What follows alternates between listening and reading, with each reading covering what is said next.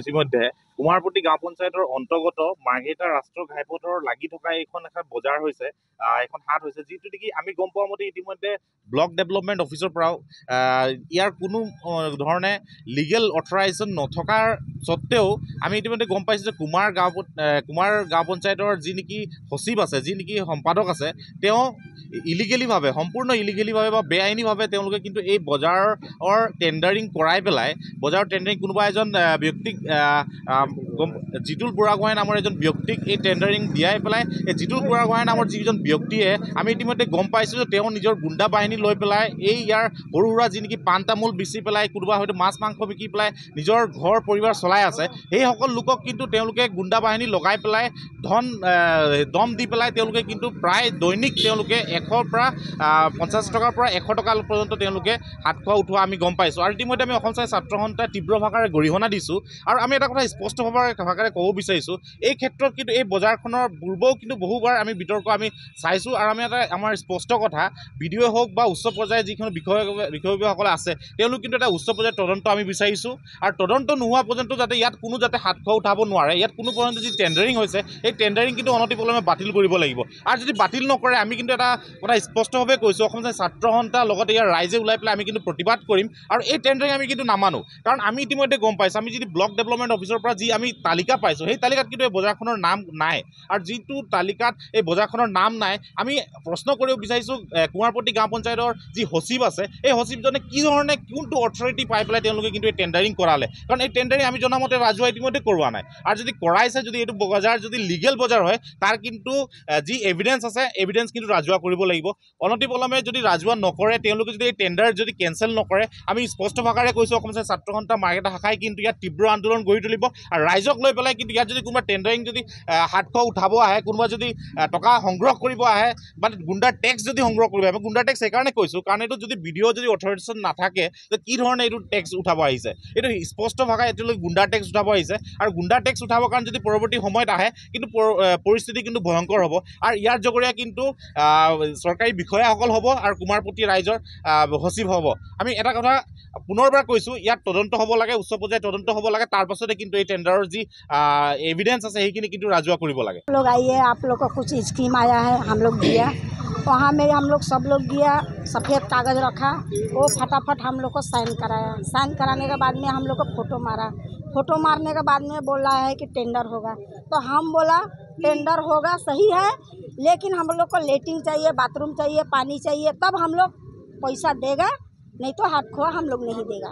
उसका बाद 1 तारीख को लोग आया, हमारा दुकान में मारा 80 रुपया।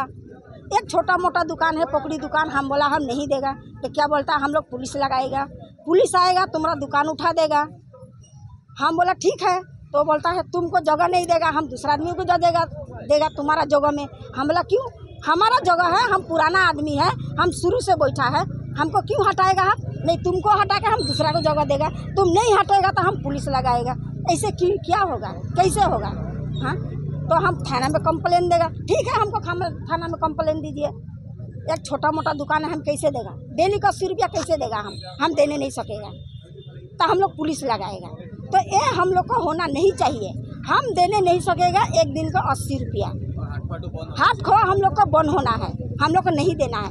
क्यों कि शुरू से हम लोग हाथ खोआ नहीं दे रहा है, तो अभी हम लोग कैसे देगा, क्या हिसाब से देगा? और इधर का टेंडर नहीं है, यहाँ का टेंडर नहीं है,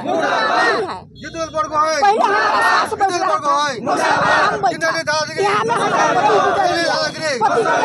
और दादागिरी नहीं होगा, दादागिरी नहीं होगा, हम 1 रुपया देने नहीं सकेगा। हाथ खोआ बंद होना है और नहीं देना है। বন্ধুসকলক স্বাগতম জনাইছোঁ আৰু ধন্যবাদ জনাইছোঁ আপোনালোকে আমাৰ উজুৰ আপত্তিবিলাক ল'বলৈ অহাৰ কাৰণে। আপোনালোকে ইতিমধ্যে গম পাইছে যে কি বিষয়ত আমি ইয়াত আহি সমবেত হৈছোঁ আৰু কেনেধৰণে এটা আন্দোলনমুখী ৰাইজ আগবাঢ়ি আহিছে। আচলতে এই বজাৰখন এতিয়াও বৈধ বুলি স্বীকৃতি দিব নোৱাৰি, যিহেতু এই বজাৰখন লিষ্টেড হোৱা নাই। এতিয়াও যিখন লিষ্ট আছে আমাৰ হাতত, তাত মাৰ্ঘেৰিটা বলৰাম তিনিআলি বজাৰখন সন্নিৱিষ্ট নাই।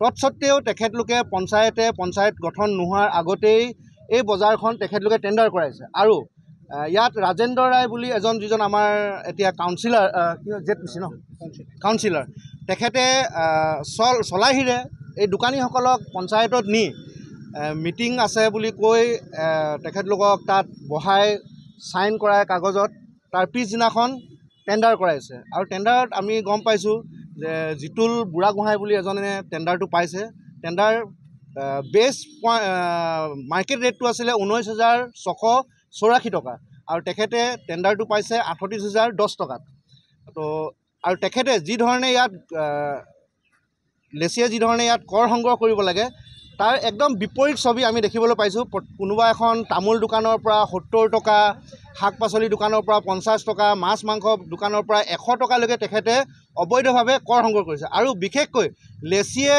খুদ ইয়াত আহি কিনে কৰ সংগ্ৰহ নকৰি তেখেতে গুণ্ডা বাহিনী পুহি দোকানীসকলক ভয় ভাবুকিৰে কৰ সংগ্ৰহ কৰিছে আৰু দোকানীসকলক ভাবুকি দিছে যে তোমালোকে নমৰালৈকে কৰ দিব লাগিব আৰু দোকান বন্ধ ৰাখিলেও তোমালোকে কৰ দিব লাগিব মানে এক প্ৰকাৰৰ ইয়াত জোৰ জবস্তি আৰু গুণ্ডা টেক্স সংগ্ৰহ কৰা ধৰণে তেখেতলোকে কৰ সংগ্ৰহ কৰিছে ইয়াত আমাৰ আপত্তি আছে আৰু আমি জিতুল বুঢ়াগোহাঁইৰ ওপৰত প্ৰশাসনক বিহিত ব্যৱস্থা ল'বৰ কাৰণে আমি SDO মাৰ্ঘেৰিটা সমজিলাৰ উপায়ুক্তক আবেদন কৰিছোঁ BDO ছাৰক আবেদন কৰিছোঁ আৰু পঞ্চায়ততো আমি আবেদন দিছোঁ আৰু তেখেতলোকে কেনেধৰণৰ ব্যৱস্থা গ্ৰহণ কৰে আমি সময়ত আমি চাম আৰু যদি তেখেতলোকে অতি শীঘ্ৰে এই বিষয়ত তেখেতলোকে ব্যৱস্থা গ্ৰহণ নকৰে তেন্তে আমি পুনৰবাৰ এনেধৰণে আন্দোলন গঢ়ি তুলিম